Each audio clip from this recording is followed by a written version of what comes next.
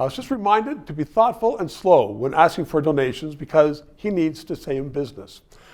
And we need to stay on the air because there's lots of issues to discuss. And that's going to come up in a rant later on. Joanna Baron is the Executive Director of the Canadian Constitution Foundation. I got it right, didn't I? And she joins me today because she wrote a fascinating article about our Republican Prime Minister, Mr. Carney.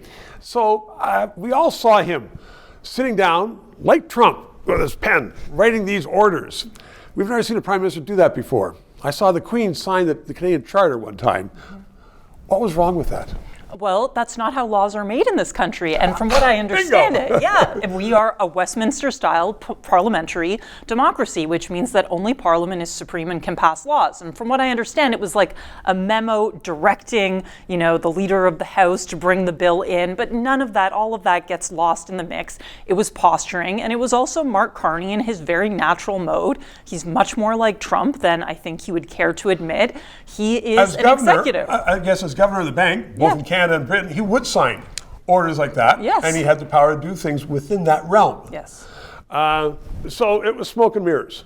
Yes, absolutely. Now, so what's the matter with smoke and mirrors once we know it's smoke and mirrors? I mean, is that damaging to our system of government, Joanna? Well, I would think so. First of all, as somebody who cares about parliamentary democracy and actually believes that it's a superior method of government, I actually think when it's working properly and you have the Prime Minister who is in the House slugging it out with the opposition, having to be moderated by the Speaker, it's actually very effective.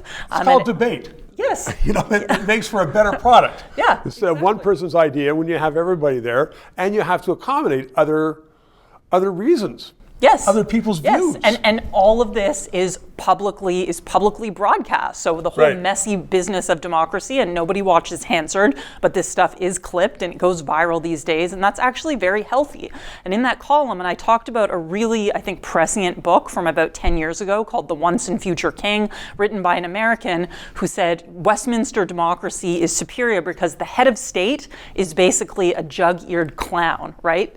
King Charles, of course, and that's actually deeply healthy that we have a symbolic head of state in the U.S. Of course, it's not like that. Well, it provided stability. The speech from the throne. The king came over here to read it, only here for 24 hours, but it does show some stability. The Queen gave stability to Britain through some tumultuous times. For decades. Yes, they're elevated above partisanship, elevated above the fray, but they also remind us that the people that are signing the bills or who are the elected representatives, they don't have a special mystique or air about them. That tends to concentrate power in the hands of the executive, which we see obviously going on to pretty disastrous effects south of the border.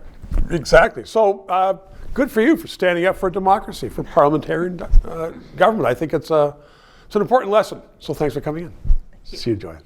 3 minutes. To those of you who have subscribed and donated, a heartfelt thank you. You're keeping us on the air. If you're watching and you haven't, please try to do so, because 4 years ago we started this show because there needed to be independent analysis. Now more than ever, with the Online Harms Act, once that gets into law, it's been passed once by the House, there are going to be hundreds of bureaucrats censoring the news in Canada, censoring this show. We need to keep it on the air. Thanks for your support.